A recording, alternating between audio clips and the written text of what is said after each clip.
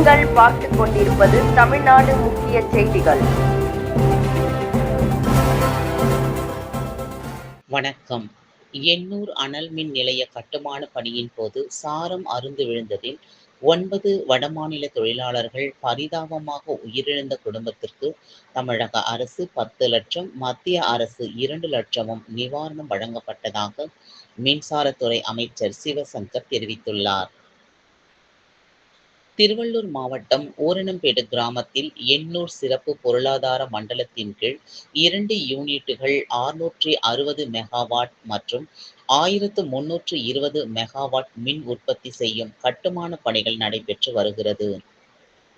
இதில் ஒரிசா மாநில தொழிலாளர்கள் நிலக்கரி செல்லும் பெல்ட் பகுதியை ஒட்டி முகப்புகள் அமைக்கும் கட்டுமான பணியின் போது இரும்பு கம்பிகள் கட்டி 100 அடிக்கு மேல் பணி செய்தபோது, உரிய பாதுகாப்பு இன்றி பணி செய்தபோது சாரம் சரிந்து விழுந்து விபத்துக்குள்ளானதில் கம்பிகளில் சிக்கி படுகாயம் அடைந்து இரத்த காயங்களுடன் சம்பவ இடத்திலேயே 4 பேர் உயிரிழந்தனர்.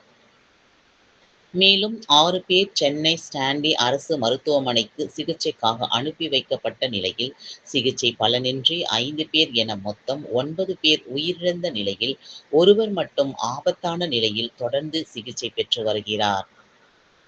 மேலும் தமிழ்நாடு உற்பத்தி மற்றும் பகிர்மான கழக தலைவர் ஜே. ராதாகிருஷ்ணன் நேற்று விபத்து நடந்த பகுதி மற்றும் மருத்துவமனையில் நேரில் சென்று தொழிலாளர்களை சந்தித்த நிலையில் தமிழக அரசு 10 லட்சம் நிவாரணமும், மத்திய அரசு 2 லட்சமும் இறந்தவர்களின் குடும்பத்திற்கு நிவாரணத் தொகையாக வழங்கப்பட்டுள்ளது. விபத்து நடந்த பகுதியை போக்குவரத்து மற்றும் மின்சாரத்துறை அமைச்சர் சிவசங்கர், அமைச்சர் சாமு நாசர், திருவள்ளூர் மாவட்ட ஆட்சியர் பிரதாப், பொன்னேரி சட்டமன்ற உறுப்பினர் துரை சந்திரசேகர் ஆகியோர் நேரில் சென்று பார்வையிட்டனர்.